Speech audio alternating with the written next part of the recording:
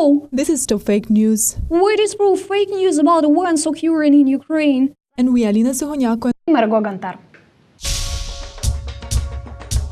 This week's highlights are Russia's news outlet NTV spread a fake news running that, according to the OSCE Organization for Security and Cooperation in Europe report, shells on the port city of Mariupol were largely fired by Ukrainian government forces. Russia's Minister of Defense made mistakes trying to prove a video showing the Ukrainian security services interrogation of a terrorist pointer in Mariupol, Mr. Kirsanov, to be fake. So-called foreign minister of the so-called People's Republic of Donetsk lied to Russia once audience about Azov division's crimes in Berdyansk.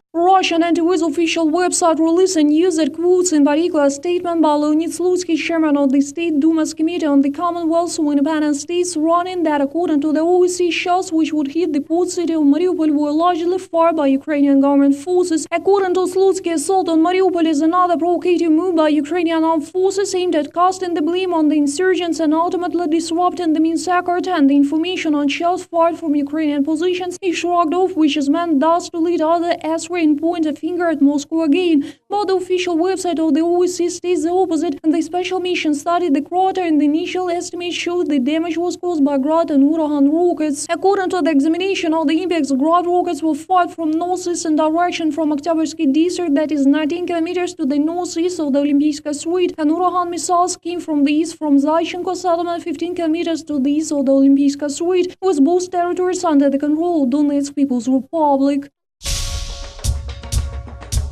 Russian Defense Ministry claims on its Facebook page that Ukrainian Security Services interrogation video containing testimonies on Russian-backed-up forces assault on Mariupol is a fake. The news was also spread by other news agencies like Russia Today. The following video is the case. I am Valery Kirsanov, citizen of the city of Mariupol, born in 1975. I sent the necessary coordinates of a local checkpoint via SMS text servers 2 days ago. They were supposed to act at night, but instead they decided to wait until the morning. It happened about 8 a.m. today. I went to see what had happened and told another guy nicknamed Pepel that the shell was 1 kilometer away from the destination point. He asked how I could define the shell track, and I said that it was fired from the direction of Vinogradne. After the video upload, Russia's Ministry of Defense hurriedly called the Security Service of Ukraine in a clutch. In the first minute, 42nd second of the interrogation video, Mr. Kirsanov states he passed to his partners coordinates of the local checkpoint of government forces in Vinogradne. However, the area is known to be located 3.5 kilometers to the south of the residential area of Mariupol, which was targeted by the shell fire. And the second minute, 22nd second of the video shows him answering a question of where the shells were fired from, and claiming with certainty that they came from the direction of Vinogradne, in other words, from the position of Ukraine's controlled checkpoint. These words the officers of the Ukrainian Security Service appear to have missed elucidate the issue, as the minimum firing range of the multiple artillery rocket system Grad makes about 3 kilometers. However, one can notice here a clear blunder, or perhaps it may be a deliberate juggling move. First of all, the minimum firing range of Grad multiple artillery rocket system makes 5 kilometers, not 3. Secondly, the phrase "from the direction of Vinogradne" doesn't mean at all that they were fired by Ukrainian checkpoint in Vinogradne. Mr. Kirsanov talks only about assumed direction, but this does not disprove a case that the rebels targeted Ukraine-controlled checkpoint in Mariupol from eastern direction, but they missed hitting instead the densely populated area of the city. In Russia's One talk show Sunday evening with Volodymyr Solovyov, so-called foreign minister of the People's Republic of Donetsk Alexander Kofman claimed that soldiers of the Azov division had raped and killed 22 young women in the city of Berdyansk. In Berdyansk, on the place where the Azov battalion stationed after its redeployment, if you haven't heard, 22 dead bodies of raped young women were discovered. Berdyansk citizens have heard the news. I mean, everyone who will try to accuse me of lie will fail. Local journalists nosed out the case and are now making attempts to pin the murder and assault on some local maniac. But the Azov battalion stationed there with the soldiers speaking other, not Russian language. They assumed to be the Albanians.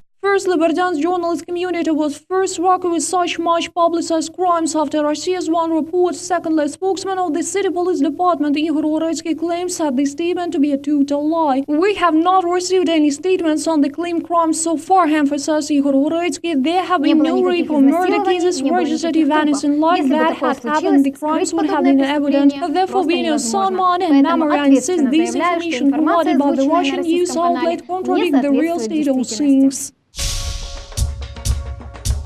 Online information sources are spreading news about Czech Republic's alleged transfer of tanks to Ukraine. The fake news has been spread not only by Russian, but also by Ukrainian mass media. The authors of the articles refer to a Czech site that tracks and snapshots flights and transport aircraft. It posted photos and videos showing 4 assumed T-72 tanks being loaded onto Ukrainian An-225 plane, Mriya. These pictures are real. However, the tanks loaded are meant to be delivered to Africa, not Ukraine. According to Radio Prague, 16 armored vehicles are expected to be supplied to Africa. Chairman of Excalibur Army, Andriy Chertek, states the tanks are assumed to be delivered to Nigeria for resistance against radical Islamists faction Boko Haram.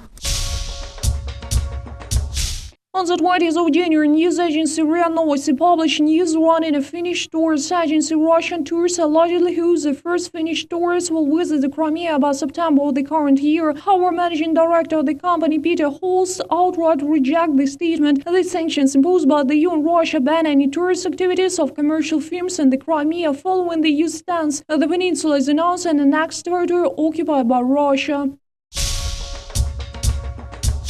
Russian mass media, including TVC news outlet, claim Ukrainian scientists and researchers have allegedly sunk into dotage.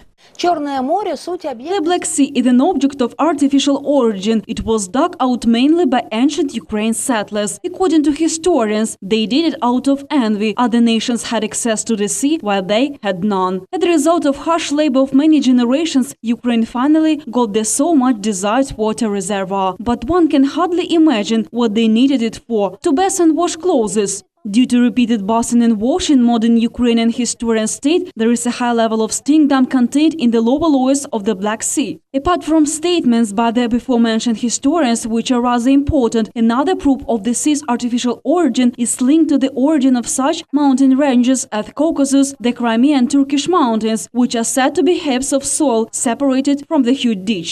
This historical sensation is allegedly based on Edmund Kwasiv's book titled History of Ukrainian People from the Cradle till Modern Days, published by Prosvita in 2006 in Kiev. However, there is no such book. It does not exist. We contacted the publishing house Prosvita and it denied the publication of the book. They say they have no idea of who this author is. We haven't found any information about a man with such a name. There are neither biographical data nor photographs, but we have noticed that always the same paragraph telling a story of how ancient Ukrainian settlers dug out the Black Sea is cited. Moreover, a close link of the story can be traced to a themed TV show, History of Great Ukrainian People, that is part of the entertaining and funny TV series known as Freaking Awesome Ukrainians, broadcast by Ukrainian broadcaster ICTV. There are much more fake stories we would like to share. The scope of lies and fake news is extending. Therefore, we express our gratitude to all volunteers who have contributed to our project this week. Everyone willing to join our project, please contact us via fakestopteam@gmail.com. Join us.